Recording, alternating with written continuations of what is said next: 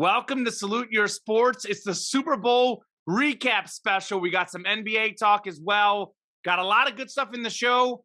We finally got one right.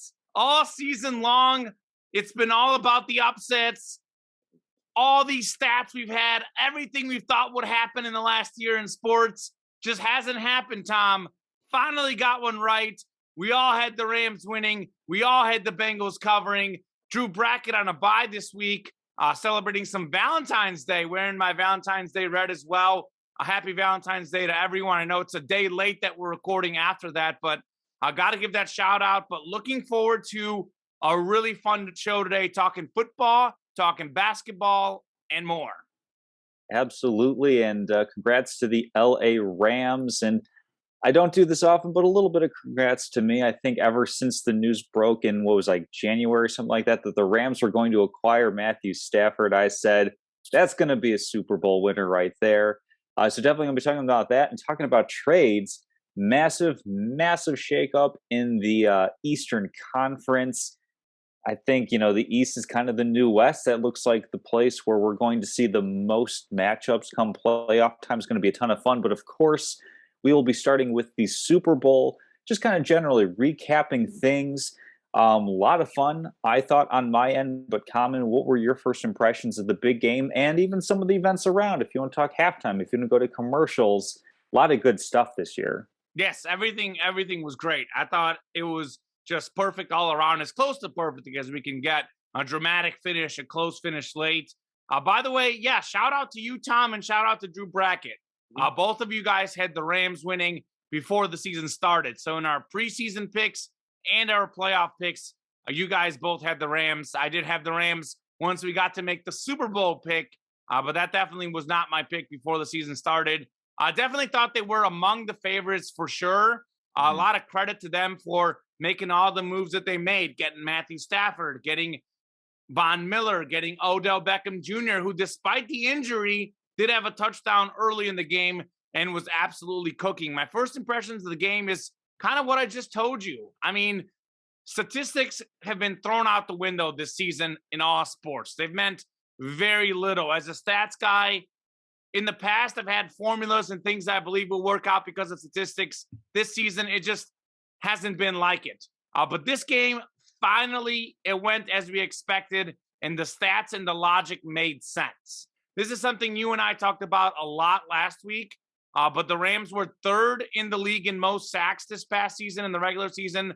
The Bengals allowed the third most sacks, and actually Joe Burrow as a quarterback was sacked the most individually because some of those other teams had multiple quarterbacks like the Bears and Ravens.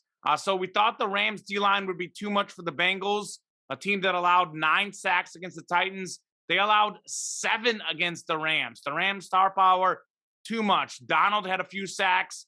Von Miller got in there. Leonard Floyd as well, former Bear. So very interesting to see how it actually kind of played out how we expected, which is kind of like refreshing yet weird to say because we all had the Bengals covering, but the Rams winning, and we all thought it was going to be a close game. And I think we all had – actually, you might have went with the over. I know Drew and I thought the under would hit, but you were actually thinking the same pick as me, then changed it last minute to like vary with me. But this was kind of according to script, and that's what stuck out to me. Also, absolutely, the passing game is the most important thing nowadays in the NFL, but the offensive line matters in the passing game too. We think a lot of times, battles won at the line of scrimmage. We think of a team winning the game because of their running attack, but pass blocking is absolutely huge in the modern day NFL. And the same thing that happened last year in the Super Bowl, the Bucs beat the Chiefs because their defensive line dominated the Chiefs' offensive line. Well, the same thing happened this time. The Rams' defensive line dominated the Bengals' offensive line. So those big guys in the trenches, even if they're not necessarily used for running attack and stopping the running attack, those guys can still decide a game. You can have as many great skill players as you want, but if you don't get enough time to throw, which Joe Burrow didn't have, it's not going to matter because the Bengals defense played good enough to win. And the other thing that stood out is the star players. The Rams superstars came out to play. Cooper Kupp had 2 touchdowns, really clutch on the last drive. And then Aaron Donald had a few sacks. He made that last play on that last play of the game, literally minus the kneel down for the Mhm. Joe Burrow play. So the Rams superstars made it big. Matthew Stafford had a pretty good game. I know he had 2 interceptions. One of them was not his Yeah, not fault even close. whatsoever. I thought the Rams stars came to shine, and that was the difference in the game. Yeah, and I kind of wonder what the game would have been like had Odell Beckham Jr. been healthy and not had what I don't know if they've confirmed this, but I think the fear and ACL. suspicion is an ACL injury. If he'd been healthy the entire game, what would have happened? Because we saw the Rams offense really stall as soon as he went down because Cincinnati was able to shift a lot of coverage over to Cooper Cup and say, hey, Van Jefferson, Ben Skoranek, you guys beat us. And for most of the game, it was really, really difficult for the Rams to come up with a counter. Of course, they were able to do so on the last drive of the game. I mean, my impression was that it was probably about like just as satisfying, as good of a Super Bowl as we've had. I think part of that comes from having two teams with LA and Cincinnati that don't really have a whole lot of animosity built up behind them.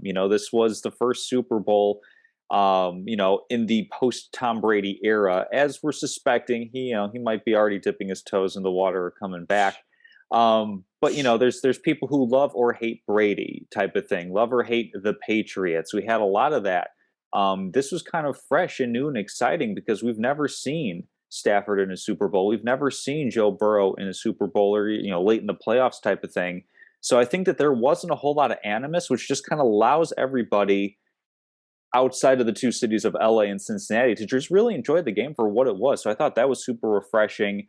Really enjoyed the halftime show with Dr. Dre and all the LA hip hop that they brought to the stage. The surprise 50 Cent cameo.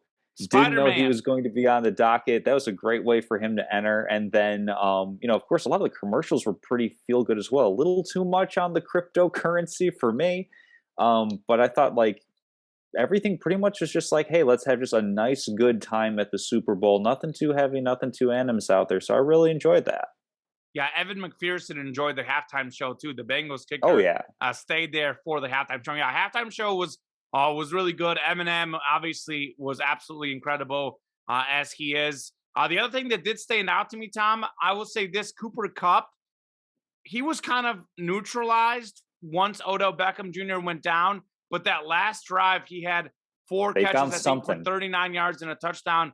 He did somehow find himself in a few one-on-one matchups. So I'm not sure what the Bengals were doing on that last drive as far Mm. as like how things changed. I know the Rams had more receivers out there that probably was part of it, but what kind of changed that last drive to me, that was a little bit surprising.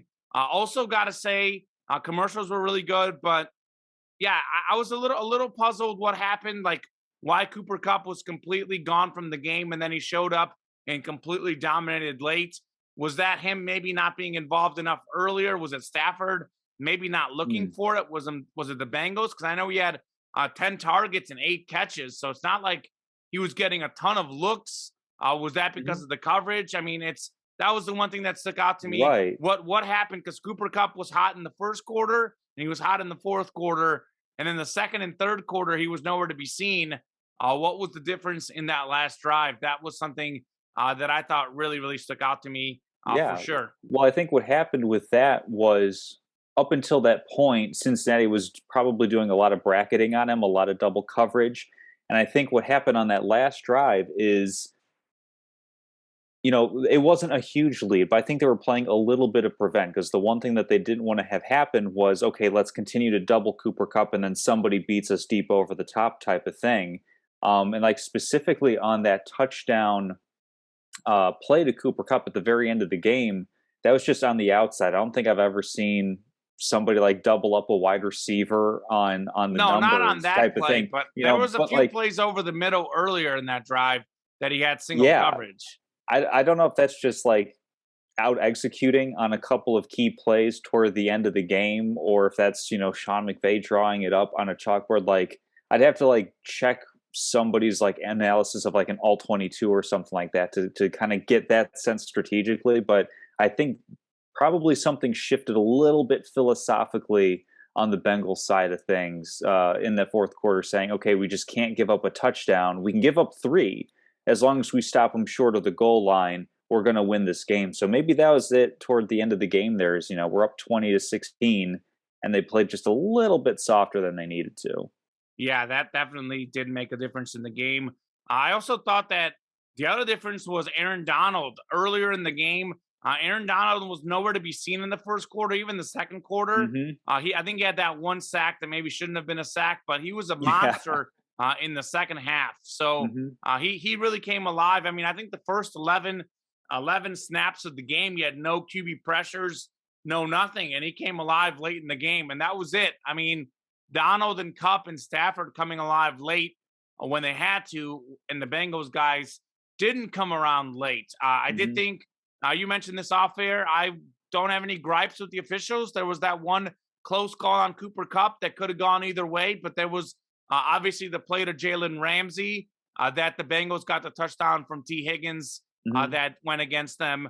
So it evens out in the end. I'd say so I'm not here to blame the officials. I actually thought Sean McVay, believe this or not, Tom, I don't know about that last drive, but I actually don't think he did a very good job of coaching the offense. They ran the ball way too much.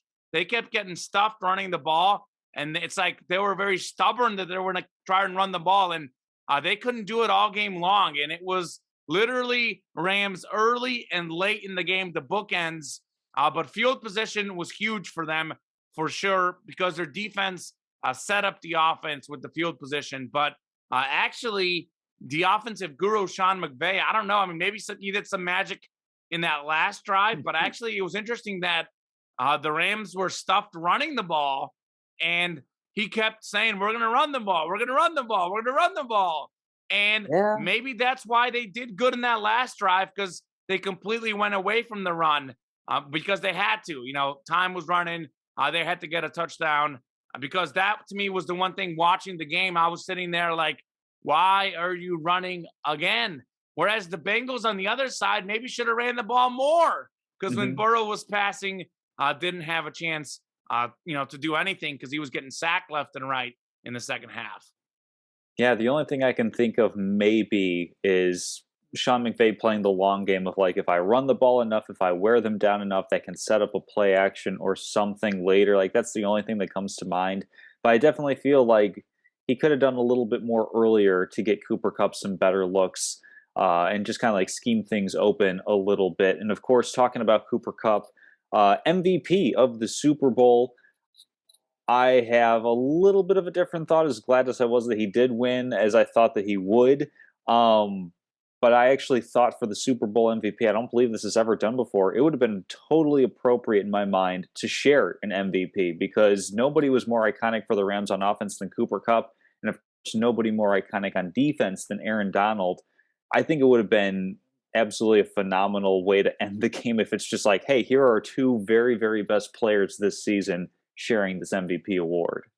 Yeah, and it's funny, I mentioned off air the DraftKings bet. I had like $10 on the Rams money line, $10 on the Bengals covering. I threw a $5 long shot on Aaron Donald.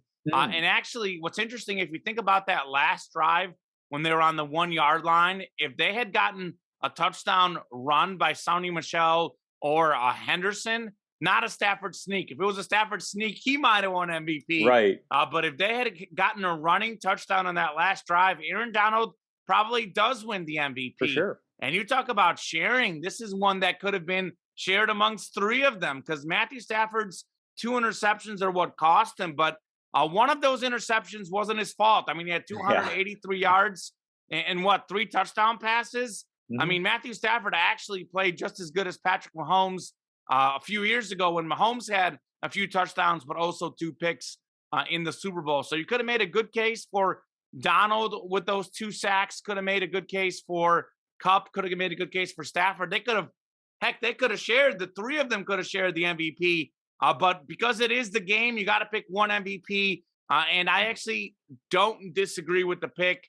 I think Cooper Kupp was the one to win it. Aaron Donald had a few big plays late. But he was kind of neutralized for big parts of the game. Cooper Kupp getting 2 touchdowns, getting 99 total yards. He made the clutch plays late. Matthew Stafford also made the clutch plays late, but Stafford had a couple mistakes earlier in the game. So I was actually pretty happy for Cooper Kupp. I thought he did deserve that MVP. I think it's almost like fitting he got that MVP because I felt that he deserved the regular season MVP. Sure. I know we didn't have this on the rundown, and this happened last week, but we haven't had a chance to talk about it because we had a show before that.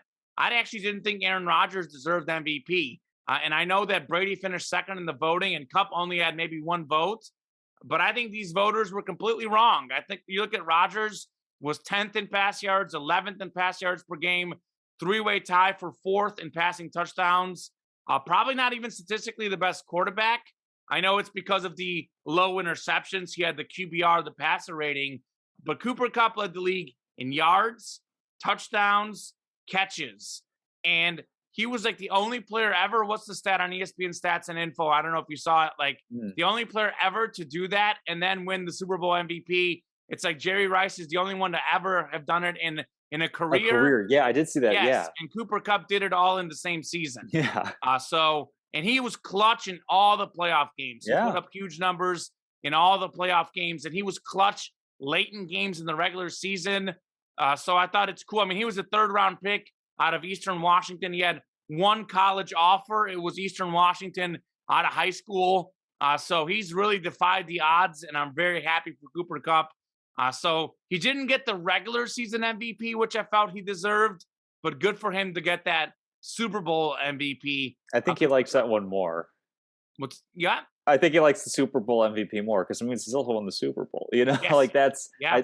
I completely agree with you on all that. Cooper Kupp would have gotten my vote too if I had a vote in such things. But speaking of those Super Bowl rings, this definitely does a lot for legacy as we talk about things. Of course, with Tom Brady retiring, we talk about his rings. We talk about Dan Marino, phenomenal Hall of Fame quarterback, but no rings. Rings are something that transcend, football, basketball, not so much in baseball for whatever reason, but those two sports especially. So as we look at the legacy of two players on the Rams, namely Matt Stafford, the quarterback, and then also Aaron Donald, who I'm not sure how much veracity is behind this, but I heard like right before the game, like some whispers that he might be considering walking away at the age of 30, which, I mean, if he does, he's accomplished everything that there is to do. I'll touch on that in a little bit. But what do you think the Super Bowl rings does for burnishing neither of their records? Yeah. So, I mean, first off, this was my statement of the week last week. I said that Matthew Stafford's going to win the Super Bowl and he's going to cement his Hall of Fame career. And I think he's done just that. He's 4th all-time in passing yards per game, 12th all-time in career passing yards, probably going to be top 5 by the time he retires. Might be top 10, by the time he's eligible to be in the Hall of Fame. A few guys might pass him up, but he's a guy who's going to be top 10 all-time in career passing yards without question. Top 5 all-time in passing yards per game.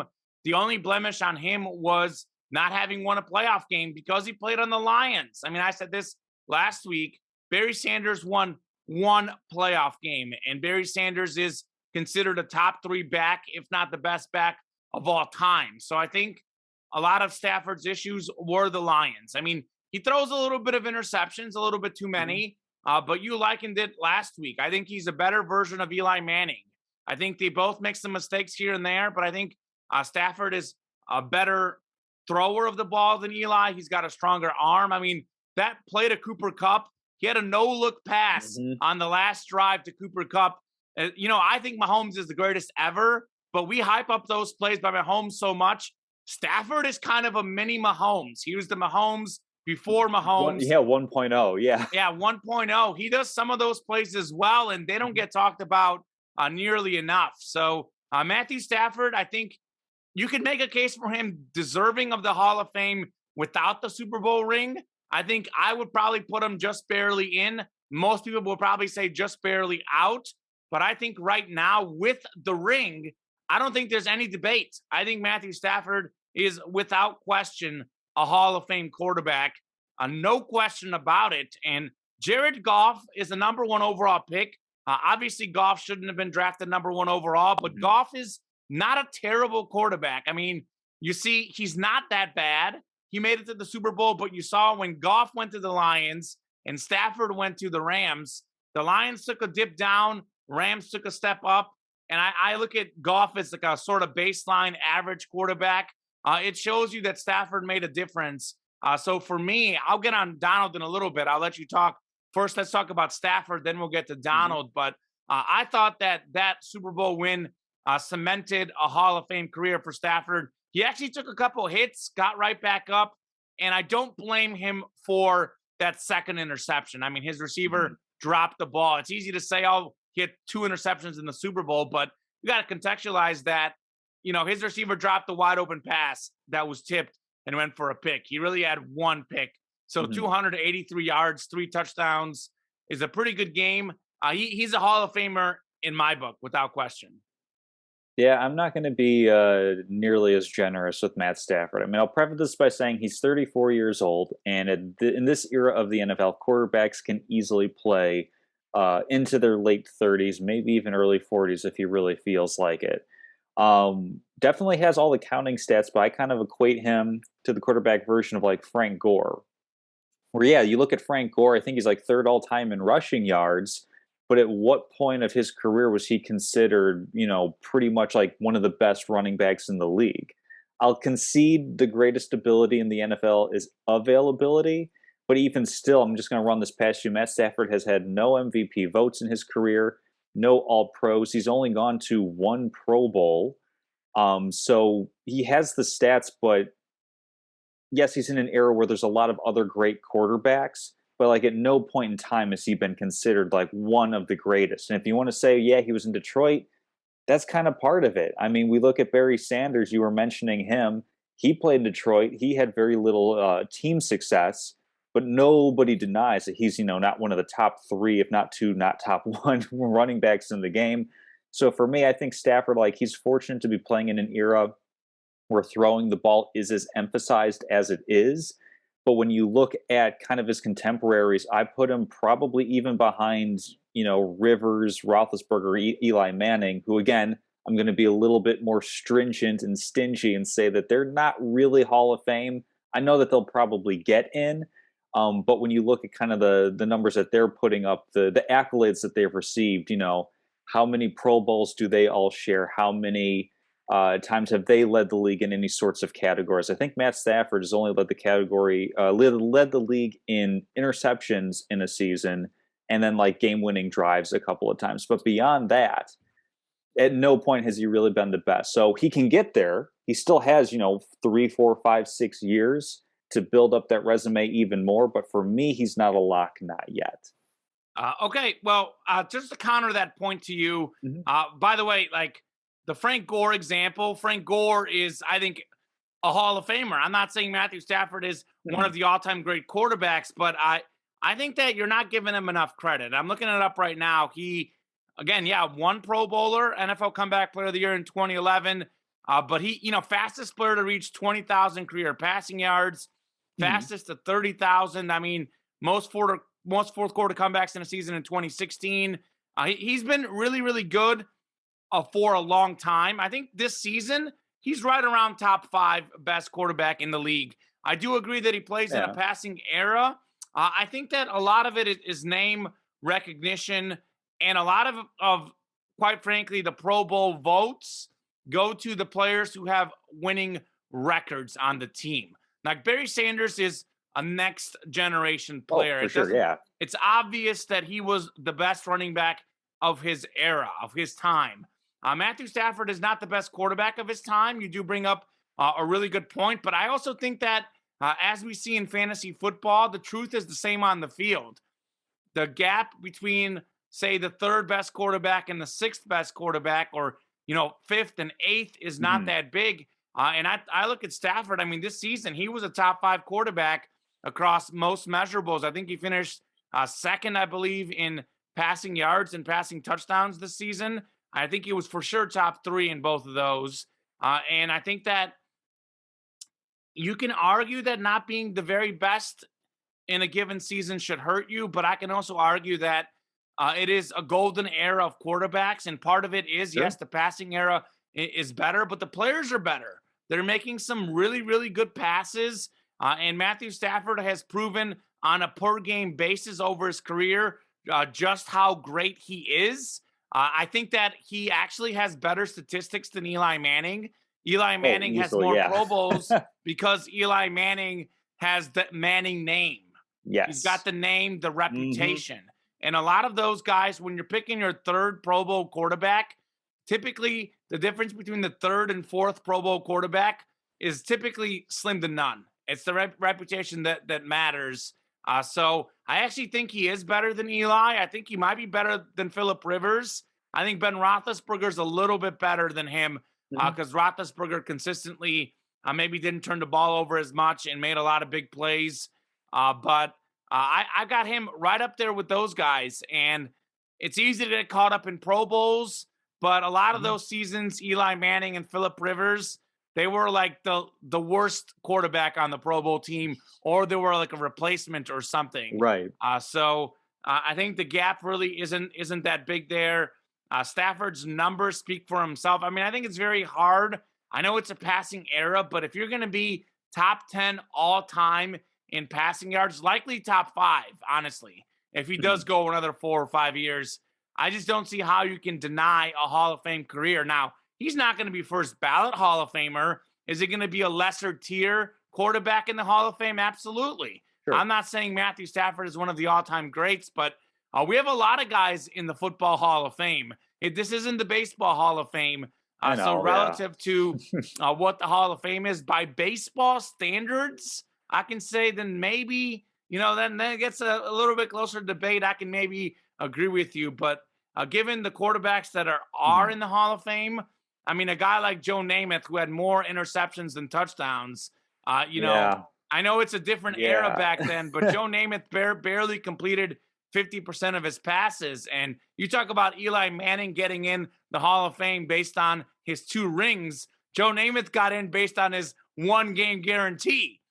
So if we're I going to know. have him Yeah. in the Hall of Fame, we got to put Matthew Stafford in the Hall of Fame for sure. Yeah. No, I put all those guys in the same category. The way I put it is like, do I think that by like my standard of Hall of Fame type of thing, like Sure. being a pantheon of the greats, I think they're all really good quarterbacks that happen to play in the right era for really good quarterbacks to play to elevate them to the Hall of Fame. So most likely they'll all get in.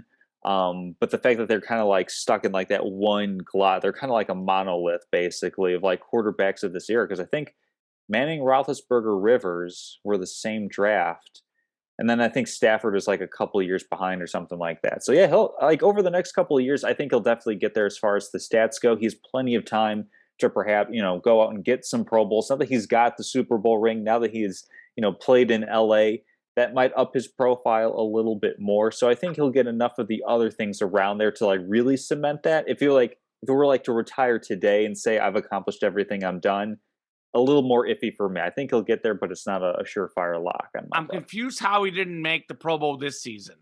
I know, like, maybe It's a good Russell question. Wilson was a Oh, replacement, but because he was in the Super Bowl. See, like, I hate the NFL Pro Bowl. So well, because he you was in can the get Super voted in Bowl, if you're in the Super Bowl, right? I guess I don't know if like I don't know, to be Because honest I'm with looking at you. his Wikipedia page. Maybe I should look elsewhere, but doesn't have him as a Pro Bowler this year. I mean, he was top 5 in the league in all the stats. I don't know how he's not a Pro Bowler this season. Like that. That to me is what's weird.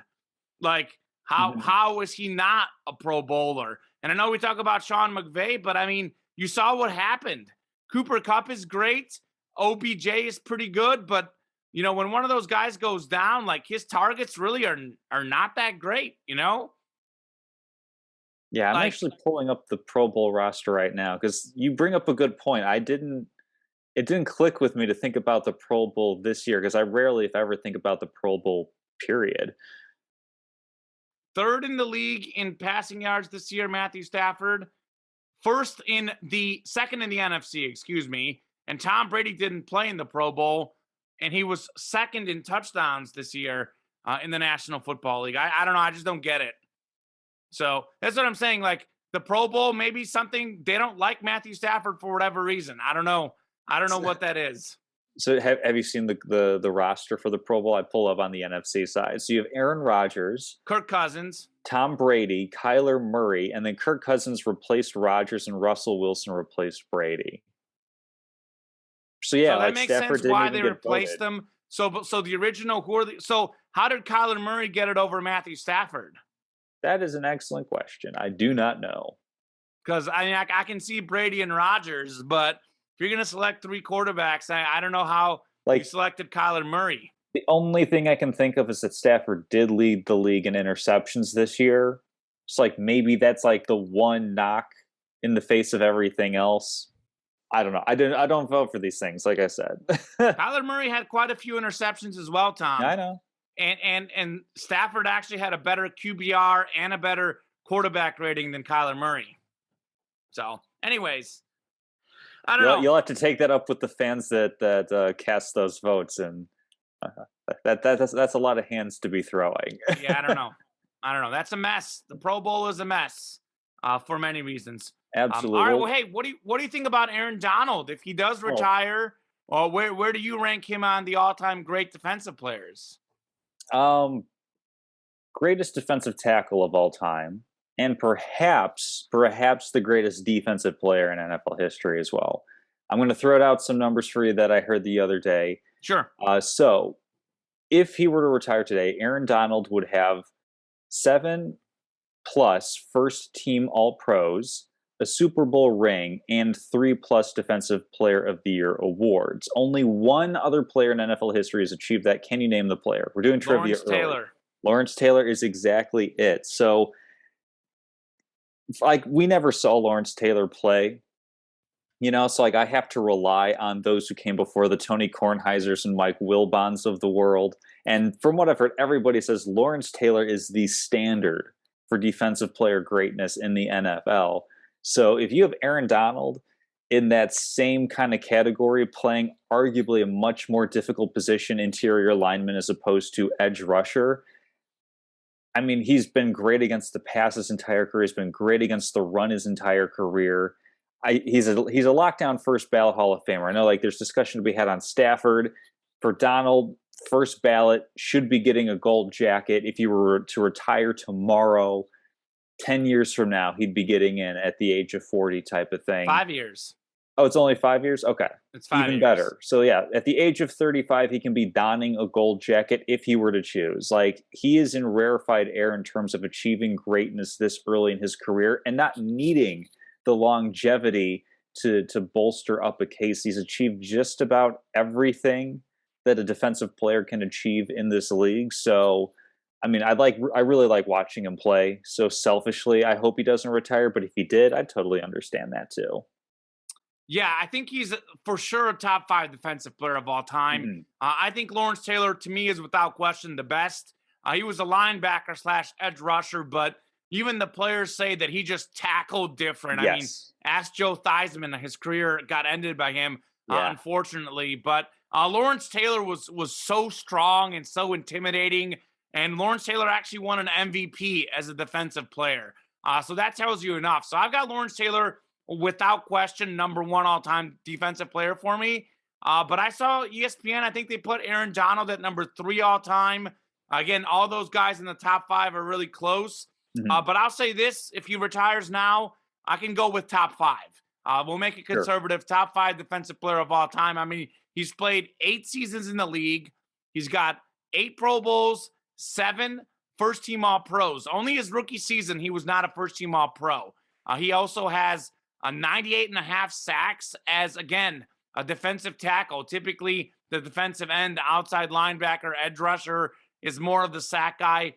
He's 3 for 8 on Defensive Player of the Year awards as far as his career goes. And those player votings for best players in the league, he's consistently in the top 3. And you think of all the great quarterbacks we've had in the last 5 years. I mean, we talk about them all the time. Patrick Mahomes, Tom Brady, Aaron Rodgers, Josh Allen has come on of late. And every year he's beating out 1, 2, or all 3 or 4 of those guys when the players vote for their top players in the league. So Aaron Donald, for sure, first ballot Hall of Famer. I would say top 5 defensive player of the year.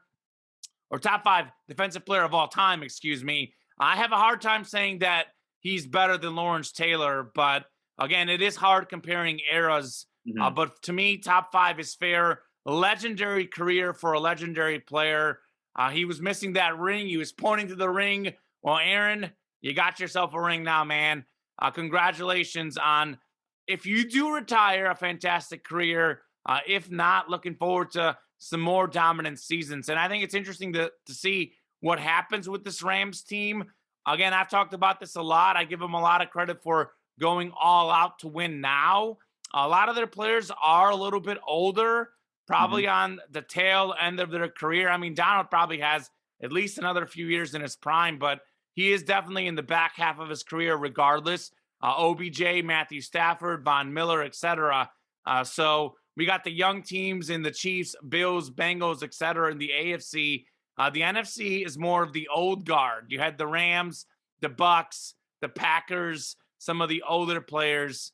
So we'll see what happens. But yeah, Aaron Donald, at least a top 5 defensive player of all time, if not better. Hard to compare eras. That's why I say I'll go with Mhm. top 5, and then you can kind of decipher between everyone else on that list.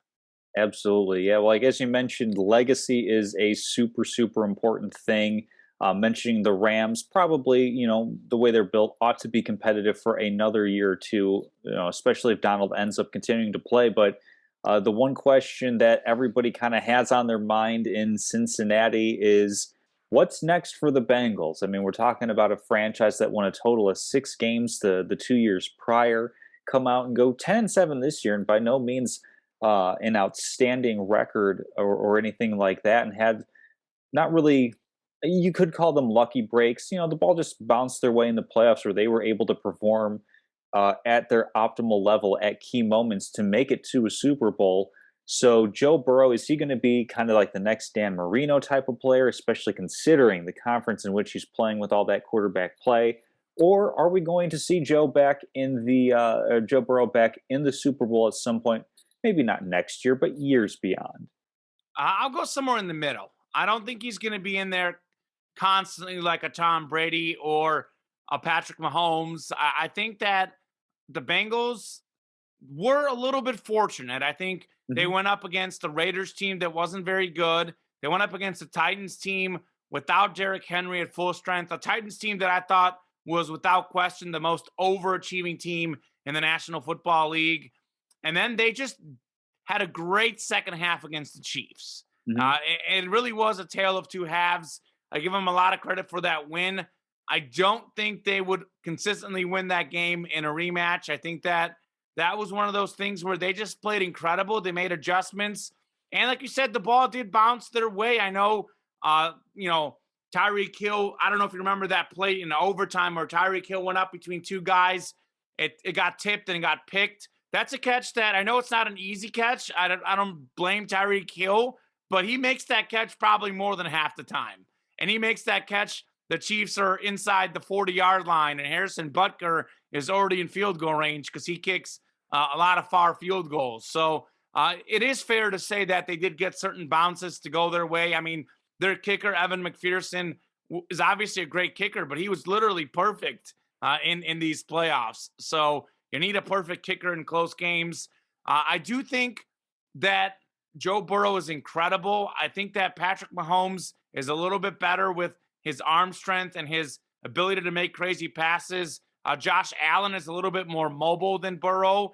So I think he's going to be maybe the third best quarterback in the NFL for years to come, but I think he's also going to be maybe the third best quarterback in his own conference. This is until Aaron Rodgers retires or whatever he decides to do. If he moves to the AFC to the Broncos, then he might be the fourth best quarterback in his own conference. I also think that he plays in a very tough division. This is something that we can't forget. I know you talk about that 10-7 record, but it was the Steelers with Ben Roethlisberger, who obviously was over the hill. We had Baker Mayfield, who played hurt. I know a lot of hate is getting sent to Baker. Baker, not my Mhm. favorite personality in sports, but I think that he literally played with a hurt arm the whole season. It is very hard to play hurt in the National Football League. Lamar Jackson missed a host of games for the Ravens as well. After that hot start, you wonder why they got cold. Well, they were playing with a backup quarterback who, quite frankly, looked like a backup quarterback. So I think that that division is going to be harder. And while the Bengals did go into Kansas City and win, I don't know that you can expect them to win those road games consistently. I look at the Chiefs, I look at the Bills. They're better set up in their own divisions. So I think Joe's going to be back at some point because they have the quarterback, the running back, and the receivers figured out. They've got a lot of cap space. They've got some draft picks coming up. So they are going to get him some offensive linemen. It may not be this next year, though, because they'll be, 31st pick in the draft, unless they have some trades I don't know about. But they are going to figure out the offensive line in the next few seasons. I think he will get back to the Super Bowl at some point in his career, but I don't think it's going to be a Patrick Mahomes situation where he's back like every other year or every year. And I do think this is a missed opportunity. Not necessarily Burrow's fault. I do think he played pretty well. But I do think that you do have to make some adjustments. The offensive line is obviously pretty bad, but to offset that for sacks, there are times where Burrow, watching him play, could get rid of the ball quicker. You could potentially throw the ball out of bounds quicker. And if you had maybe the athleticism of a Josh Allen or maybe even Mahomes, like, could he escape some of those situations? I don't know. So those are question marks. And I know we say that he's going to get the offensive line, but that's not a guarantee. Obviously, if it was easy for you to make your picks and what you need, everyone would win every year if it was so easy just identifying talent. So Right. There are no guarantees for Burrow. I think he's obviously a great player. I think he's going to be a future Hall of Fame quarterback.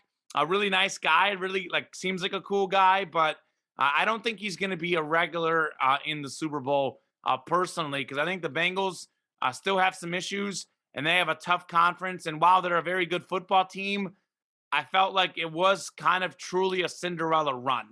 The Rams deserved to be there. The Bengals obviously deserved it because they knocked off the Chiefs at Arrowhead, but I think it was an upset of epic proportions. And they beat them twice this year. So maybe they have their number like the Giants did against the Patriots back in the day. Yeah, I think the Bengals absolutely have a chance to get back to the Super Bowl, and I mean, we typically see the Super Bowl runner-up have a really, really tough time in the next season, and I think that I'm cautiously optimistic that the Bengals might actually be able to buck that trend a little bit. And here's why. I mean, you look at the AFC North, yes, the Steelers are all around a really good team. We don't know what they're going to do yet at quarterback. They could go make a big splash. They could just kind of ride it out with Mason Rudolph as the quarterback.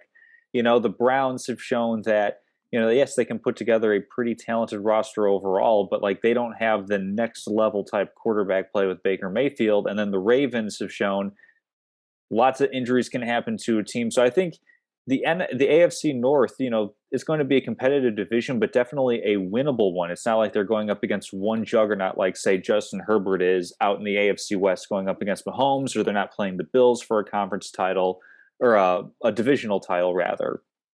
And consider this for their team. 15 of the 22 starters for their team have been drafted in the first 3 rounds over the last 6 seasons.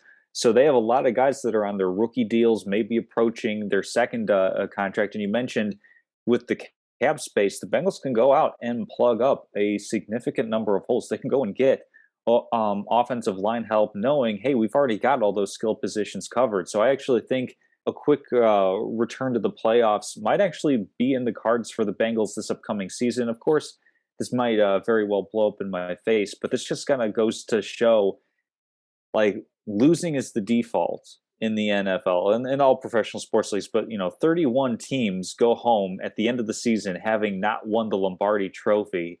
And it was just a thought that kind of struck me when you were talking about Aaron Donald on the back half of his career at the age of 30. And it's oh my gosh, these guys, for the most part, have one shot and that's it. I mean, there was a graphic, I know it's a bit outdated, but from a couple years back where it's you look at the AFC Championship quarterbacks or the AFC representatives in the Super Bowl, it's Brady, Manning, Roethlisberger, Manning, Ray, and then Flacco's in there once, and then it's back to Brady and Manning. just kind of trading back. Who's the AFC representative? I wonder if we're going to have that same sort of hierarchy, if it's going to be like Allen Mahomes, or if it actually might end up being a little bit more round robin. I have no idea what the parity is going to be doing heading forward for these quarterbacks for these teams. So I think Bengals and Burrow can definitely get back there. They have a pretty good shot of doing so. Um, but it's also like I can also kind of sort of see the tragedy that maybe this was it, you know? One thing to think about too is that it's a team game, it's team Hmm. success. So I don't want to make this into Burrow and Allen because I think Josh Allen played his heart out against the Chiefs. Absolutely. But Burrow has already taken that next step. His team, since we're talking about the team, not necessarily Burrow, the Bengals have taken that step quicker than the Bills have because the Bills played in the AFC title game 2 years ago.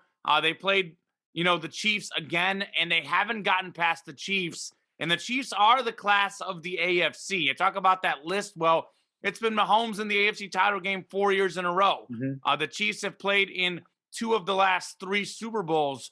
So the Chiefs are kind of the class of the NFL. I know they didn't win this season, but they are the betting favorite for next season because they are the class of the NFL. And the Bengals got them twice this year. So there is something to be said about having a team's number and having that confidence and taking that next step. And I never felt that the Bengals ever felt like they were going to lose. Those guys go into every game thinking they're going to win. So we'll see what happens as far as, are we going to have Mahomes, Allen, Burrow? I would say the Bengals, to me, are the third best team in the AFC heading into next season. And I think they're definitely going to make the playoffs, Tom. I think, to me, Hmm. there's no question that they make the playoffs. And home field is overrated, but it also matters for seeding.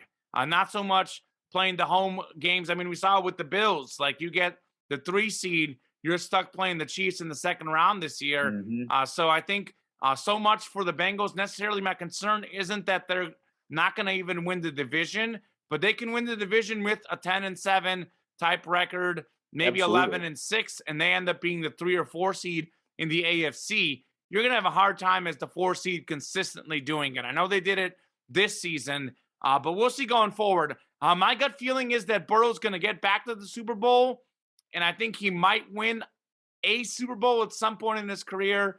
But I think that we're not looking at, a guy that will win 4 to 5 rings unless he gets help. It's possible. It's a team game, but definitely an opportunity that you can't, miss because you never know when you're going to get back there. It is really, really crazy in the Hmm. National Football League. And you talk about all those rookie guys.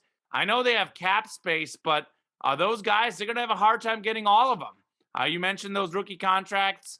Like, they got to win within the next few years because some of those guys are going to be coveted across the NFL. So we'll see. Absolutely. Absolutely. It's amazing what having played in the Super Bowl will do for your free agency profile and get you a couple extra bucks, and good for you on that sort of thing. Shifting over to the NBA, we were pretty much, just heavy on football last week, obviously with the Super Bowl coming up.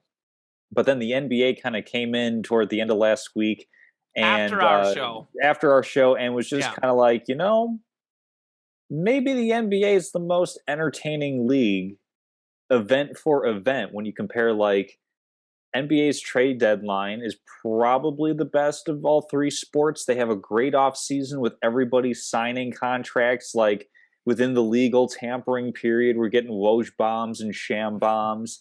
I mean, the NBA finals are pretty much usually a treat, if not just the finals, the entire playoffs, the draft process. The NBA showed out with the Super Bowl. They did not take a week off to just let the Shield have their standalone event. Sure. Massive trade. I don't know if we'll touch on some of the other significant ones if you want to, but the biggest one, of course, is everybody swapping their trash for someone else's treasure in this sort of trade with the Sixers and the Nets. So I'm just going to read off really quick, and then we'll get into your thoughts of who's where at the end of all this. So the 76ers from the Nets received James Harden and Paul Millsap, and then the Nets received Ben Simmons, Seth Curry, Andre Drummond, and then a first round pick in 2022 that's protected, and then I think a completely unprotected 2027 first round pick. So, Common, 2027. are your thoughts? Yeah, it isn't a real year. What are your thoughts on the trade? Yeah, so I've actually heard a lot of different thoughts on the trade. Personally, I hated it from the Nets' perspective. I know James Harden is maybe a little bit past his prime. I know there's chemistry issues there, but you brought in James Harden to win a ring. You brought in Kyrie Irving. You brought in Kevin Durant. Those three guys, Tom, let me get a drink of water here before I lose it. They were 13-3 together. 13 wins, 3 losses, 16 games together. Give these guys a chance. I mean, the last time that they played together, they beat our Bulls 138-112 at the United Center. The Bulls are fighting for the top seed in the Eastern Conference, and they beat them by 26 points. James Harden, I think, is second in the NBA in assists. I know his shooting and his scoring isn't quite what it was. I know maybe he hasn't hustled as much on defense, but he's second in the league in assists. Ben Simmons, who can't shoot the ball to save his life, has never been second in the league in assists. This is a former MVP. I know there's issues with Kyrie Irving. I mean, if they were to let someone go, I'd let Kyrie go out the door. But they had to give this a chance. James Harden had 1 year after this season on his contract, and then he was an unrestricted free agent, which I think means he can just go if he wants to. Right. So they could have given this a chance this year and next year. This group of players is too good not to have an opportunity. I'll be honest with you, I'm not a fan of any three of them as far as character guys. I think all three are incredible basketball players, but I don't find myself cheering for any one of them because I think they're all, quite frankly, babies, and that's part of the reason why it didn't work out. But I actually do feel bad just from a guy who appreciates greatness. I feel bad that we didn't get to see the three of them healthy together in the playoffs because it was always someone was hurt, someone was unvaccinated, someone else was hurt. I mean, there's always been some sort of issue. And just like if you make that move for that much star power, you got to give it a chance to happen. And I know Harden was unhappy, and their thinking is he's unhappy. He wasn't trying on defense. He's not going to be motivated. But James Harden does not have an NBA championship. He's going to have these issues in the regular season. He'll pout like a baby. We get to the playoffs. You think that he's not going to try because he doesn't like Kyrie Irving? No. He's going to give it his blood, sweat, and tears in the playoffs because the dude wants a championship ring. And then the thing for them is I don't think they got enough for him. I mean, it's like he's got character issues, okay? Ben Simmons has character issues. A 22 first-round pick, what are you going to get? You're going to have a late pick because you have a good season. Although, who knows, now that they're losing all these games. But, it's like, what are we getting? 2027? I don't care about 2027. I live in the present. You look at what the Rams did. Go out there and win now. And by this move, they are hurting their chances to win now. They really, I think, hurt their chances. I think the Sixers are winners in this trade, although I don't know how Harden and Embiid are going to work together. Talk about guys that are always getting injured the last 2 seasons. Who knows how often those two will be on the court together. But Ben Simmons, I think that a lot of the NBA guys don't respect Ben Simmons. I think because you can't shoot, and that shooting is so important, and he just clearly lost it. And it's like mental health issues are a real thing. That it is an actual problem, and I understand he has those issues, and he is a human being like all of us. But I don't know that the other basketball players understand that. And it is very hard to play at the top level when you have any sort of mental health issues. And he just does not have the ability to shoot the ball. And with those 3 guys, you go from having 3 absolute killers to all of a sudden a guy that you're going to leave wide open. He can play as great defense as he wants, especially in the NBA. You know my thought, great offense beats great defense. If he's not going to be able to score the ball, good luck. And I don't get what the issue is with him because, granted, Giannis is a little bit better athlete than him. Giannis is next level, and Giannis is a little bit better shooter than him. But in many ways, they are similar type level players with the athleticism. the body and the strength they have. I mean, like, why can't he play a game more like Giannis, where he goes into the paint and dominates and he's aggressive? And that would like literally make it hard for teams are going to double him when he's getting close to the hoop, but he's not looking to score, and that hurts his team. I mean, I wouldn't put him as an all-star level player, and I haven't seen him play in over an year. So for me personally, I get it that they, weren't in the best relationship with James Harden, but I think that you're wasting a golden opportunity to win a championship. But I think this is going to make the East really, really wide open. As a Bulls fan, I've got hope now. I mean, I think the Bucks, to me, got to be the favorite now that James Harden is out from the Nets, but the Heat are having a good season. They were in the championship a couple years ago. The Bulls are having a big season. And obviously the Sixers with Harden and Embiid have potential as well, but they haven't taken that next step. But I look at this like the NBA right now is wide open. So it's definitely an exciting move, but I don't think it's a smart one for the Nets. The 76ers, meanwhile, they got to be ecstatic because there were teams that like they were trying to trade Ben Simmons for even lesser level players, and the other teams didn't want him. Now they get themselves the guy who's second in the NBA in assists, a former MVP, and still probably a top 10 player in the game. For Ben Simmons, I don't even care how much you're going to pay him. Forget the contract. You're getting yourself a great player. Forget contract Castleman. I don't care that they got to pay him $40-something million. They just upgraded their team by a whole lot. See, I think this is kind of like a symbiotic thing where I think both teams actually got better in different ways with this trade. Of course, Joel Embiid playing at an MVP level right now. I imagine numbers-wise that's going to go down because James Harden's going to be taking more of a focal role in the offense. But I mean, we've seen in recent NBA vintage that 3 stars is typically a pretty decent way to win a championship, but you can also get away with 2 stars kind of playing off each other. We saw it with, Shaq and Kobe, for example, where you have that big little sort of relationship. Brian Davis. Exactly. So I think we can definitely see that out of Philadelphia. I think that it's a win also for the Nets because it's a win for both teams because they both offloaded players who just weren't invested for whatever reasons. I mean, we saw this with James Harden, wasn't invested in Houston. What did he do? He blew up like a balloon, and then when he got traded to the Nets, worked his way back into shape and just wasn't playing well for Houston. And then the same thing kind of started happening out in Brooklyn for a couple different reasons, where he just decided he was done with this. When the trade happened of Harden going from Houston to Brooklyn, I wasn't a huge fan because I was worried a little bit about fit. Not necessarily from an interpersonal perspective, because that's something that I think general managers in the NBA need to put more of a premium on. This is a players' league, and you're going to play basketball a lot better if all of your players are in it together, are on the same page. It's part of the reason why Milwaukee works as well as it does without having necessarily the top end talent. They've got Giannis, and then we put a bunch of players before we get to say Chris Middleton, and then a bunch more before we get to Drew Holiday, but they fit together, and that's how it works. That's why it works.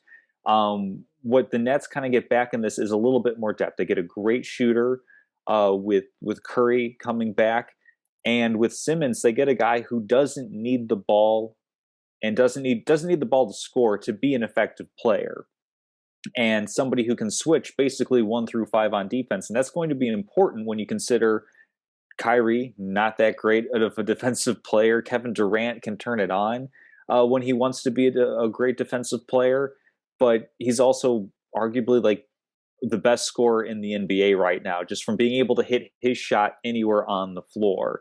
So I think fit-wise, it works out for the Nets as well. So even though they don't have as much firepower, I think they're going to have a little bit better fit, a little bit better symbiosis. And come playoff time, we have no idea with the Omicron spike now decreasing. New York could lift some of its restrictions. Kyrie Irving could go back to being a full-time player. He could go back to being a full-time player right now, but he won't. But beyond that, we'll take his agency out of this equation and say that other people will now let him play by the time that the NBA playoffs come around. So it's going to be a ton of drama for sure. I think both teams benefit from this trade in different ways. The thing I was surprised about that you were mentioning is I don't know why they didn't try to flip the picks, or maybe they did try to flip the picks, and you need two to tango, and they weren't able to find somebody by the deadline. But I definitely would have preferred to see the Nets, trade those first round picks they picked up to get a little bit better player, to get some additional depth on the roster going forward, because they Yeah, got to win. They got to get out of that play-in scenario. I would like to actually disagree with you on something you said. Hmm. I don't think Ben Simmons is a good fit with the Nets for this reason, because I do think he needs the ball in his hands to succeed, because he's not a knockdown open shooter. Mhm. And he is going to get some offensive rebounds, but he plays a little bit more on the perimeter. So he's a guy that without the ball in his hands is useless out there. And Kyrie Irving is going to be their point guard, and Kevin Durant's going to bring the ball up a lot because he's the leading scorer. So Ben Simmons isn't going to get nearly as many touches as he's used to, and he's pretty much going to be ineffective because the way he succeeds is by getting touches, driving to the hoop, using his athleticism. I think he's going to be very good in transition, but if he's not getting the ball in his hands, he's pretty much useless out there, because with the Sixers, the reason why in certain stretches it worked is because he can drive the paint and kick it out to those shooters they had, or drop it off to Embiid down low. But I think he's a guy who's not good without the ball in his hands because he can't shoot. And I think that, he's not going to be in the game late in games, and you're just traded away a killer in Harden, because if he's in the game and Durant has the ball or Irving has the ball, who do you think is going to get left wide open? Ben Simmons. And I think that hurts their offense, I think, greatly for the Nets. And I actually think Harden per se, even though I do think the Nets got a blockbuster, I'm not sure that those two guys are great fits either, because Harden likes getting to the hoop and kind of like flipping it up to like a Clint Capella type guy, a guy who's going to get the athletic big and throw down a dunk like a DeAndre Jordan or something. He actually might clog up some space. Him and Embiid might actually get in each other's way. So I do think ultimately it's a winning trade for the Sixers. But to be honest, fit-wise, if you're talking about fit, I don't think Ben Simmons fits with the Nets, and I don't think James Harden fits with the 76ers. I do think the 76ers ultimately upgraded their team because talent is talent. But fit-wise, I'm not a fan of either of those fits in those particular locations. Definitely looking forward to seeing what's going to happen. And I'm definitely revising my NBA championship pick to the Warriors. I'll tell you that much. No more Nets for the title. I'm going with the Warriors. Bandwagon. I'm going to stick with the band. I think I have a little bit more faith in it working out with Simmons being a fit. I think he's going to be more motivated to be a better fit, quite frankly. We'll see when he plays. And we'll see when he plays. I think one more thought, Tom, before we get to the All-Star game. I mean, what is your thought on this? Because I think this is kind of becoming a problem. The NBA, like in many ways, is a players' league, as you mentioned, and that freedom allows the players to speak out about social justice and other like truly just causes. And they're accepted by the commissioner and the league. They can do that, whereas players in the NFL, like Colin Kaepernick, get exiled, etc. So in many ways, the freedom the players have in the NBA is a good thing, but in some ways, it's a negative. I mean, I think we're seeing this too much in the last few seasons where literally players cry their way out of a team. I mean, right now, Harden's done it twice. We had Paul George is doing it like every other season. So, I mean, this is a problem if the superstars are just saying, and Ben Simmons, quite frankly, did it too. It's like, if you're, even though he's not a superstar, don't let me confuse you on that. But these NBA players are just saying, oh, I don't want to play there anymore. I'm going to move. Like, it sounds kind of like a baby situation. Like, you got to man up. And if I'm a general manager, I'm at this point, like, I'm saying I'm not signing you to more than a 2-year deal.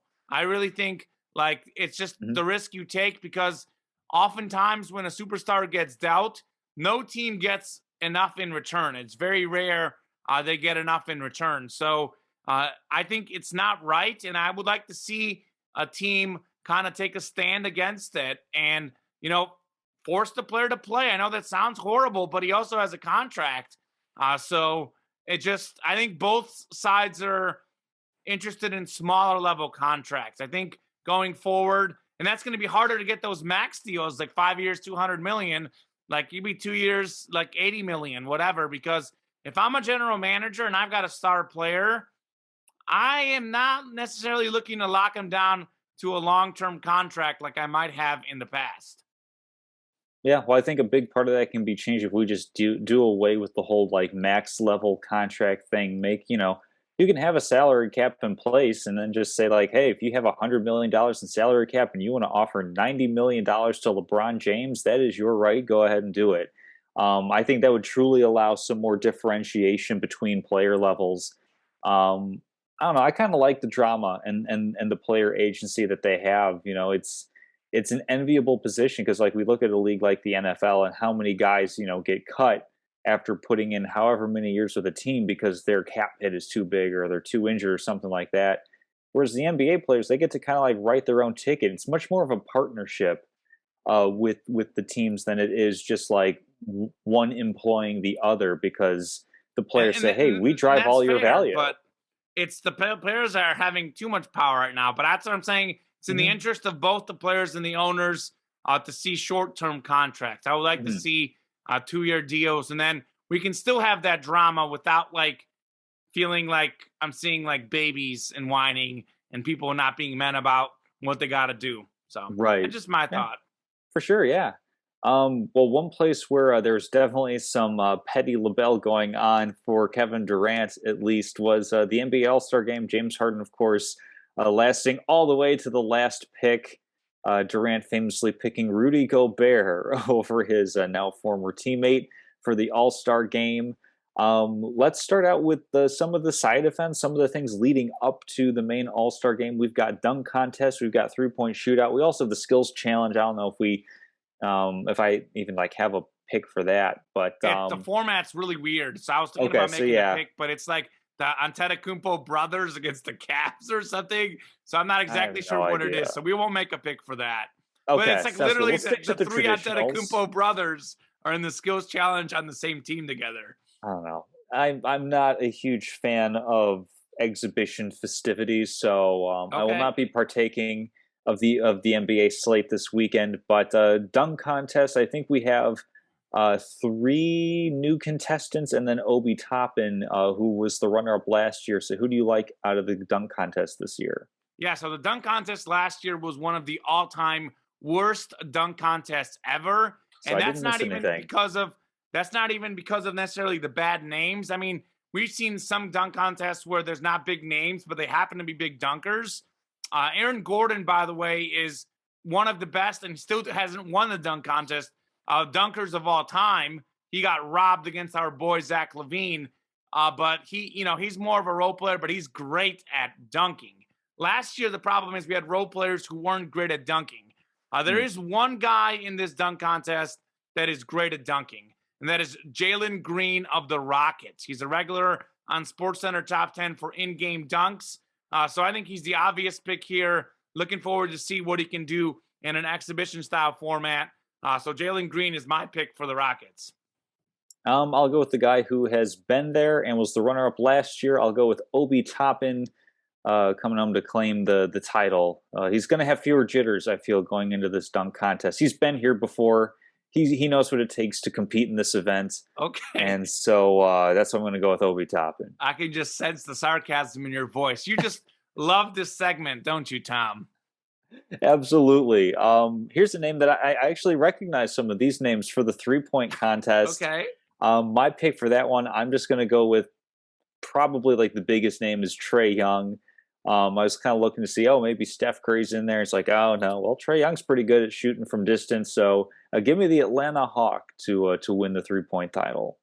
Trey Young is actually pretty average from distance. Hmm. He is very rhythm shooter, and that's what's interesting. I can see him winning the whole thing or losing in the first round and getting last place because he is the ultimate hot and cold shooter. I'm not going with Trey Young, though. This is the list of guys, by the way. Desmond Bain, CJ McCollum, Fred Van Vliet, Trey Young, Patty Mills, Luke Kennard, Zach Levine, our Hmm. Bull, and Carl Anthony Towns. Talk about improved 3-point shooter, former teammates there. I'm going to go with Patty Mills. I think Patty Mills is another rhythm shooter. We see him put on a show for Australia basketball. He's been pretty good in the NBA with the Nets and Spurs, but I think in an open shot scenario, that's what he does. I think he's going to be great. Give me Patty Mills to win the 3-point contest. I am sad that I don't get to see Steph Curry defend his crown in the 3-point contest. Speaking of Steph Curry, did you know that Steph's not his real first name? I was today years old when I learned that. Stephen, right? No, it's Wardell. I didn't know that. Okay, so we were both today years old when we learned Okay. that Steph. I think Steph is his middle name, and that's what he goes by. Okay, didn't know that. I didn't either. It was just like some video I saw on Twitter where it's like, oh, here's Steph Curry reacting to somebody calling him by his actual name, and one of the reporters is like, Wardell, can you talk about? And his face was just like, like only my mom calls me that. Like, who are you? Wardell. Is your name Thomas, right? Yeah. Because my name is actually common. Yes. No. I had a roommate hallmate, dorm mate in college whose middle name was Trevor. And I didn't know until like weeks later his first name was Steven. And so we all thought that he was maybe doing a joke on us and just making up this name as Trevor. Is like, no, trust me, I'm not being that guy. Like, I just go by my middle name. So there you interesting go. stuff. Okay. The All-Star game itself, I believe Team Durant is going to be Sans captain. So who do you like in this matchup? That's probably going to be 283 to 242 or something like that. I don't think so because they've got that like Elam ending or whatever they do now. But I think it's going to be Team LeBron. I don't even know what Kevin Durant was doing with his draft picks. Durant, by the way, is not even going to play in the game. LeBron somehow got himself Giannis, who is probably the most athletic player in the game right now in the open court. All-Star game, we see tons of dunks. Giannis, by the way, is first all-time in career All-Star points per game, minimum 3 All-Star appearances. He was like perfect in the All-Star game a few years ago. So what do you need to win an All-Star game? You need athletic guys who can dunk the ball in transition, and you need 3-point shooters because you're going to get a lot of open 3-point looks. He's got Giannis and Stephen Curry on his team. He's got Jokic. He's got Doncic. He has literally all of the top like 6 or 7 players in the game. Kevin Durant has himself and Joel Embiid, and Durant's not even playing in the game because he's injured. So definitely give me Team LeBron to win the All-Star game. I'll go with Team LeBron as well, pretty much for all the reasons that you outlined. I thought it was going to be a little bit closer. I wasn't aware Durant wouldn't be playing. But yeah, I guess, Team LeBron. I don't know what Durant was doing either, but part of me is like, it doesn't matter. Does he care what he was doing? Like, he's not even going to be playing. So Durant is a character. I would say not the best decision maker, not the best leader in sports, Kevin Durant.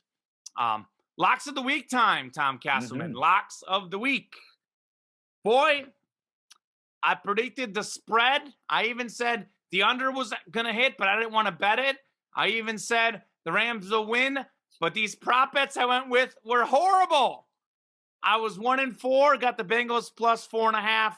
I had over 3.5 total field goals. I was very confident in that one. Mm-hmm. I was wrong. 3 field goals only. I was 1 short. Not a single field goal in the fourth quarter. How rare is that, man?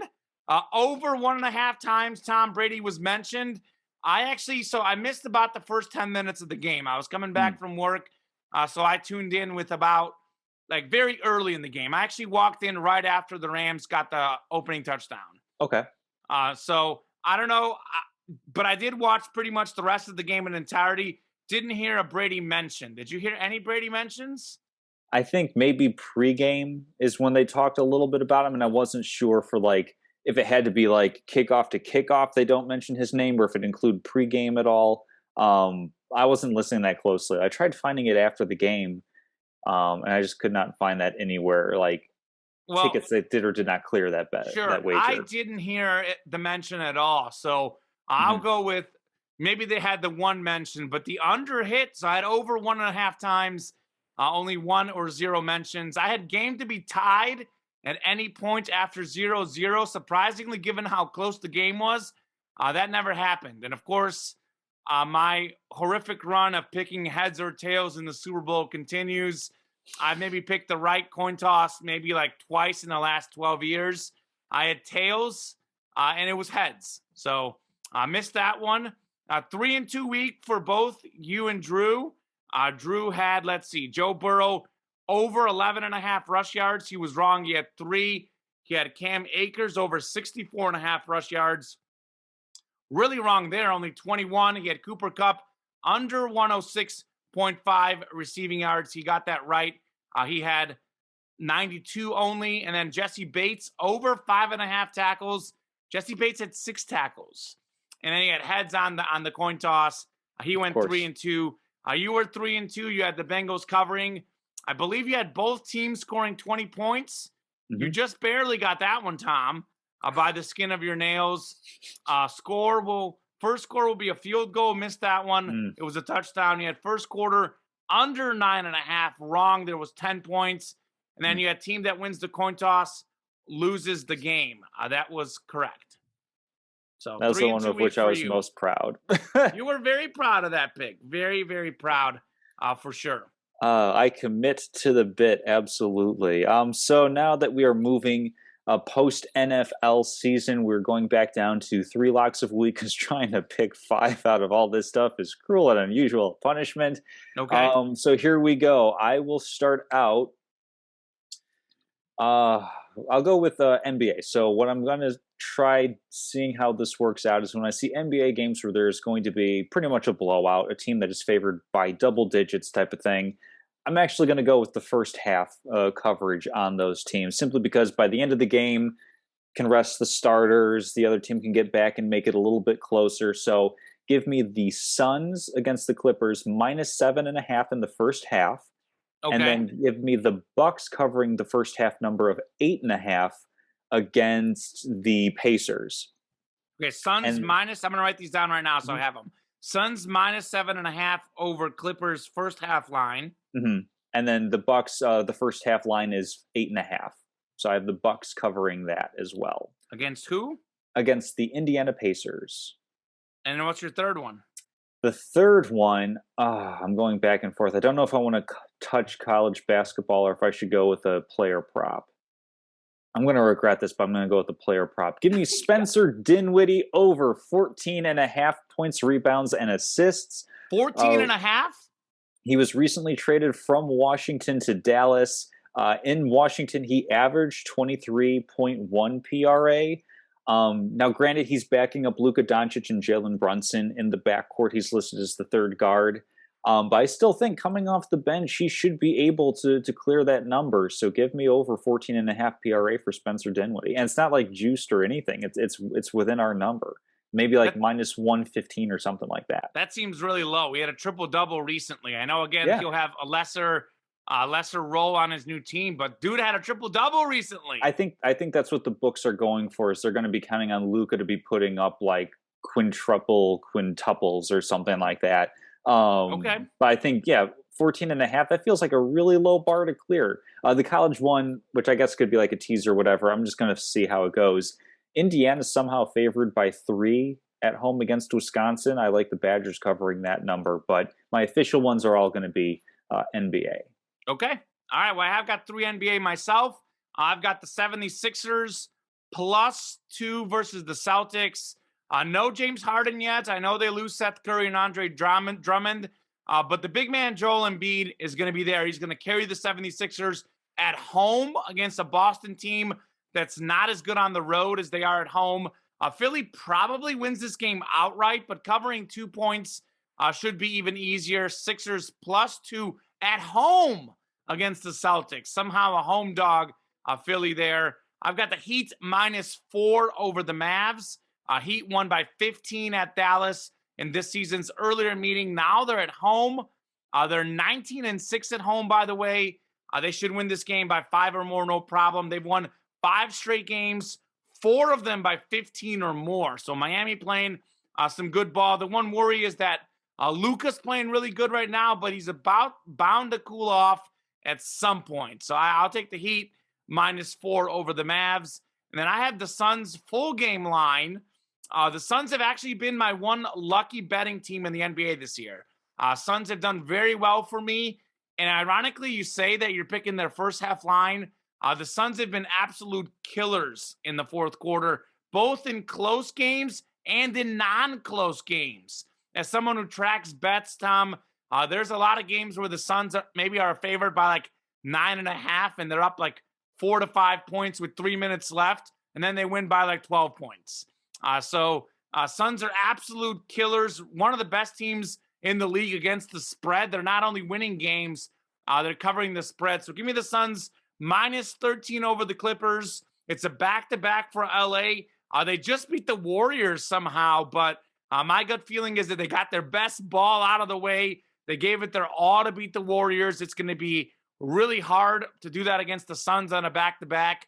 By the way, Phoenix has won by 27 and 24 the last 2 games out there, and they beat the Clippers by 17 last time these two teams played. So Suns minus 13 over the Clippers, Heat minus 4 over the Mavs, and 76ers plus 2 versus the Celtics. As for Drew's picks, he sent them. I'm reading it on my phone here. He has the Oilers and Kings under 6.5 goals tonight in the NHL. He's got Champions League soccer, Bayern Munich and Salzburg under 3.5 goals.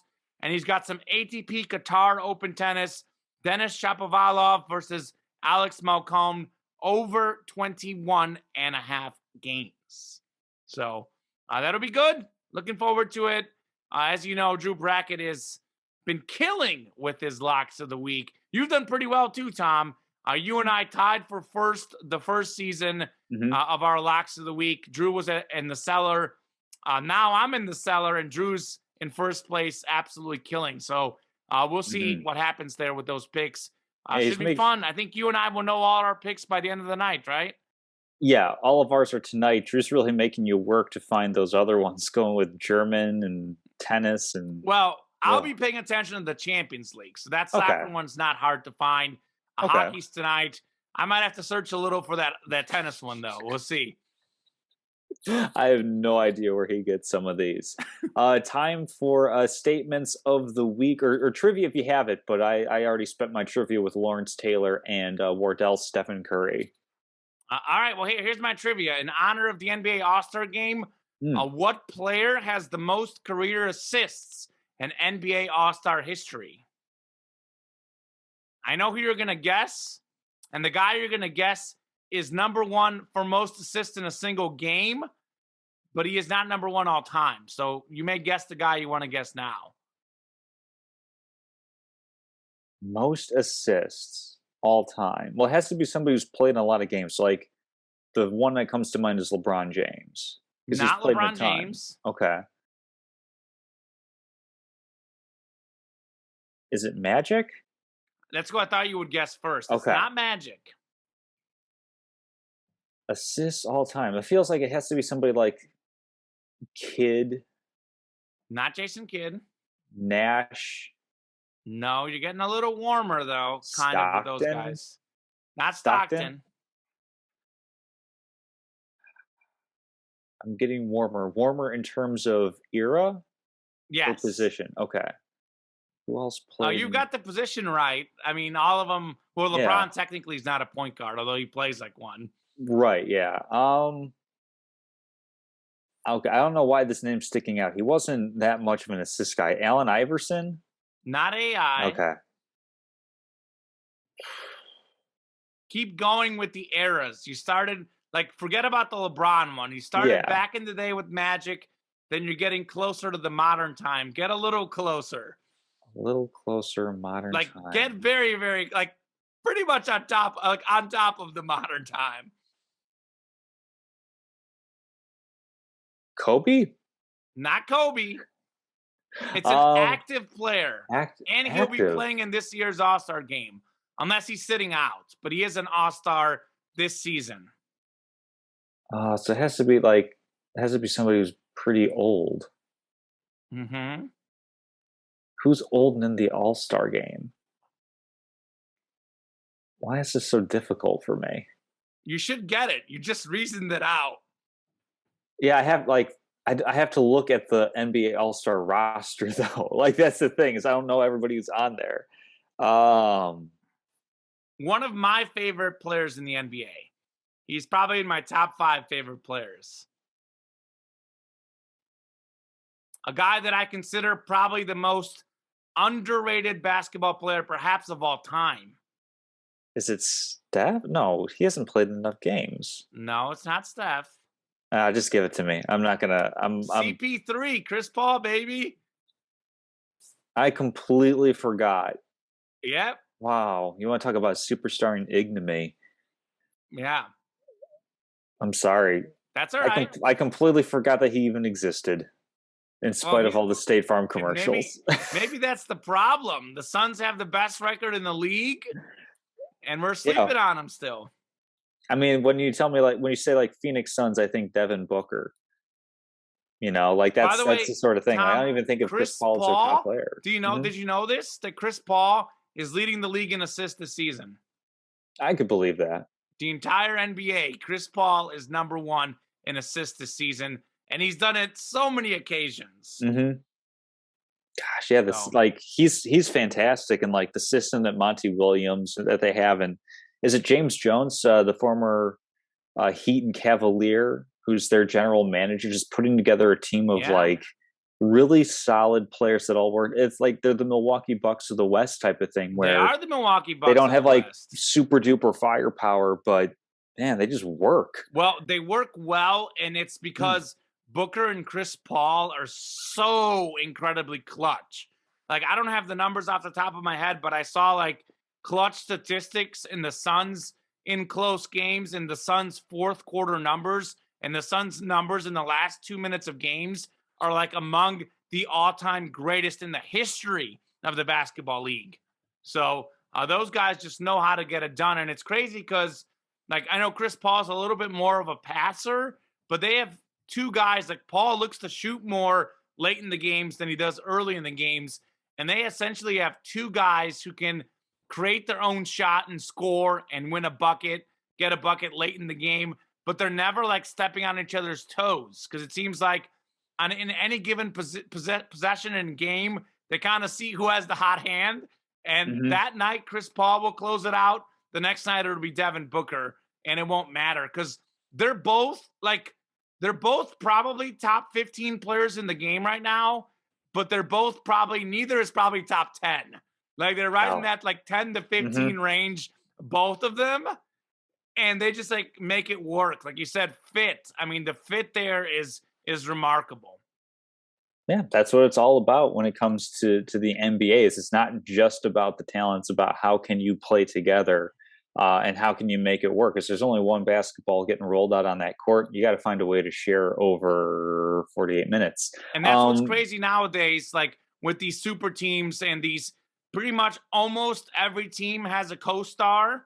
And I mean, obviously, maybe the Bucks are the only true contender without one, even though you could make a case for Middleton, obviously. And it's ironic because you haven't been able to win a ring without two superstars in the modern NBA since maybe the Pistons, even though they had a bunch of really, really good players. And even then, I don't know if I necessarily call that modern NBA when you consider they still followed the traditional position model. And the Bucks were the first team to do that last year. So that was very interesting.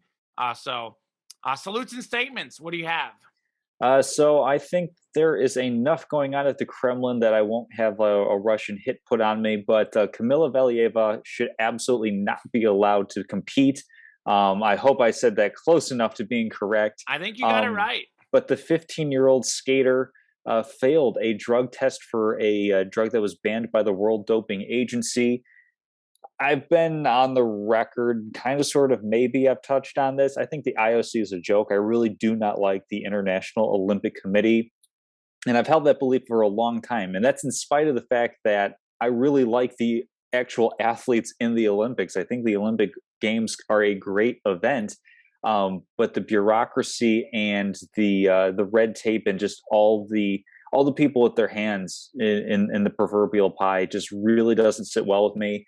And it's really unfair to the other competitors that here we have a skater who's not even technically competing under her country's flag. It's the Russian Olympic Committee, because they're the Russian Olympic Committee because of doping. Because of a massive doping scandal where it was basically state sanctioned for all of their athletes. And the thing is from what I've heard, this young woman is talented enough that she is able to achieve all of these things without even having to do any sort of doping or anything like that. And yet, for whatever reason, and I don't know why this is, with like Russia and with China, two countries that have a history of over pushing, like pushing their athletes too far, going too far into doping and performance enhancements. These athletes can do this on their own, and they can compete for these titles, these gold medals on their own. And yet there's just this insistence of trying to make it as perfect as possible, borderline propagandist type of thing. So I think it's an absolute joke that she's able to compete. I understand completely why. Nobody wants to tick off Russia or anything like that. But it's just a shame that she's going to be able to compete. When you look at the Summer Olympics, Sha'Carri Richardson fails a marijuana test, not even a performance-enhancing drug, and yet she does not have the support of her country, of the U.S. Olympic Committee to have her racing. I think that's also a pretty wide gap, a pretty big difference between Russia's like, yeah, our person's cheating, and we support them 100%, as opposed to in the U.S., an individual athlete fails a drug test and does not receive that level of support that she should be in an event. So I think it's an interesting sociological thing that's probably way beyond what a conversation we're capable of having. Sure. But it's just something that I noticed, and so my statement is like, she should not be allowed to compete. It's an absolute joke. So there's a few very interesting things about this case. Mm-hmm. By the way, as far as the American Olympic Committee, I don't know if you remember Mizzou's own Jayden Cox. He Mm-hmm. had a very crazy scenario because he's like multi-time world champion Of course, yeah. in wrestling, and he was a bronze medalist the last Olympic Games, but he was the favorite to win gold. And the American Committee excluded him from the Olympic Games because his coach had missed like the time for the weigh-in, and he was like a pound over or a pound under or something. Mm. And then they like let him like redo it because the coach had messed up. But and then he hit the weight 30 minutes later before the match because they weigh him in before, and he had requested something like, I don't remember the specifics of it, so I'm talking off the top of my head. But basically, then he got another chance to weigh in that same day, and he hit the weight. But then they went back and said, oh, well, he didn't hit the weight in the original weigh-in, and it's because his coach had relayed him the wrong information, and he'd missed it by like a pound. It wasn't like, Yeah. and he was the best on the American team and literally a gold medal favorite. Didn't let him go either. Mm-hmm. An interesting thing about this situation, by the way, my mom is a big fan of the skater, so I think she wants to see her play, which is very, very interesting. But she is not only number one in the world, perhaps number one all time among the all-time greats. Oh, for sure. So she absolutely doesn't need it. The controversy is that it happened in like December, and they just now brought up the sample. So that's another little thing in its own. But the sad thing here is that, and I don't know for sure, I haven't seen any confirmed reports, but I did see another Olympian saying that like we need to hold the coaches responsible because this is a 15-year-old girl. So she may not have knowingly taken an illegal substance. I could be wrong. She may have knowingly taken it, and that may be the problem. But most likely, like you mentioned, it's a state-sponsored thing, and her coaches were telling her to take this, and she's a 15-year-old, and obviously she assumes that her coaches are taking care of her, yeah. which they, in reality, probably aren't doing. So, yeah, I don't get that double standard. I probably agree with you. It's obviously a complicated situation, but I do think that ultimately, I got to agree with you. I mean, you failed the test. You probably shouldn't compete. And it's interesting because they went back and forth on this, and she may go out there and win a gold medal, and this may be stripped later on. So we'll see. We'll see what happens. And she led the Russian team to a gold medal in the team skating competition. Will be interesting to see what happens with that as well. Yeah, because it's not just, really quickly, it's not just about like the achievement of getting the gold medal. Like there's actual like fiscal costs. There's financial, like you win a gold medal, you get more money to continue training and competing. Because I was looking it up the other day. It's like, oh, how do these people like get paid? Because they put so much time, and you actually like need a sponsor. And then if you win a medal, you actually do get a payout. And there's a fairly sizable difference between gold and silver. Like it's not necessarily life changing, but certainly makes your life a bit easier if you have that. So it's costing like the actual athletes who don't win that gold medal, it costs them too. And I don't know how closely you follow women's figure skating because I actually follow it like about as closely as a 31-year-old male can because my mom is a huge fan and my Sure. cousin and my aunt are huge fans. And I just love the Olympics and I love like reading up about the stars. So I believe at the last World Championship, Russia went 1, 2, 3 gold, silver, bronze in Mhm. female figure skating. And they're the gold standard in female figure skating.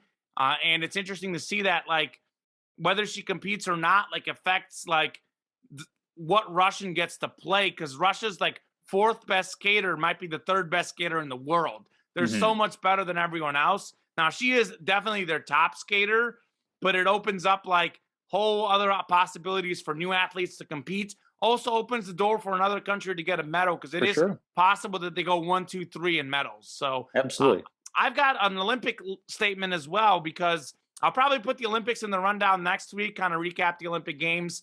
I'll be honest, I haven't watched as much as I typically do, been busy with work and other things. Obviously, the Super Bowl as well, Valentine's Day, Mhm. had my anniversary with my girlfriend. So all that went well. Hopefully, it did for you too. No, of course. But I may not have like an essay like I did on the Summer Games. And I do actually prefer the Summer Games more to the Winter Games Mhm. personally. But we'll definitely hit on a little bit of Olympics next week. But I did want to make my statements about the Olympics because we didn't talk about it in the rundown. And I've got a little bit more of a positive spin on positive things happening. Good. And I thought for me, seeing Nathan Chen get gold medal in the figure skating was incredible. He absolutely dominated for America. He had that fall in the Olympics 4 years ago where he was 17th after the short skate. He fell like 3, 4 times and he rebounded in the free skate, did great. And since then, he's won 3 world championships. He's won like 16 of 17 events he's Mhm. competed in. And in these figure skating for men's figure skating, pretty much everyone in the top five all fell in the last round. Like everyone choked except for him. He not only won, he won by a wide margin, shined on the biggest stage, did not fall in the team competition, in the short skate, or the free skate. Just about a perfect Olympics for Nathan Chen. He's considered by many as the greatest figure skater of all time, by the way. He Mm. put up record breaking numbers in the World Championships and the Olympics. So salute to him. And maybe the statement is that he is the best figure skater ever. As far as salutes, definitely want to give a salute to Shaun White. He is stepping down after these Olympics. I know he fell on his last run. He actually got fourth, finishing just shy of the medal stand. But Shaun White has been perhaps the most important member in the history of snowboarding, male or Mhm. female. He is kind of the face of snowboarding. And I saw a little piece on him, how much he inspired like all the other athletes and how many of those Olympians, not only on America, but across the world, are there because of him. And just a really classy guy. I saw his interview, really, really classy guy, really like enjoyed hearing him speak and his perspective. So shout out to the positive things happening in the Olympics, There we go. Nathan Chen and Shaun White for America.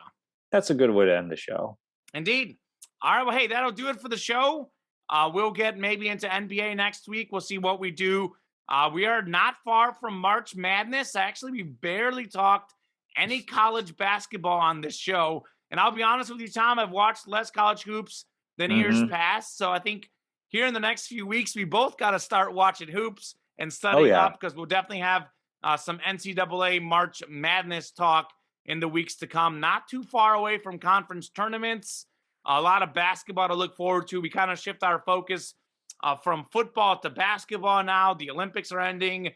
I don't know what's happening with baseball. We may not even have a season or a shortened season. So we've been very, very football heavy. I think we'll be pretty basketball heavy in the Mhm. next few months. So looking forward to that. I mean, obviously NFL is king. We love college football, but it does give us an opportunity to talk about something different in the weeks to come. Looking forward to it. Had a good show. Hopefully you did too. And Absolutely. have an excellent night. Hopefully we get Drew back next week as well.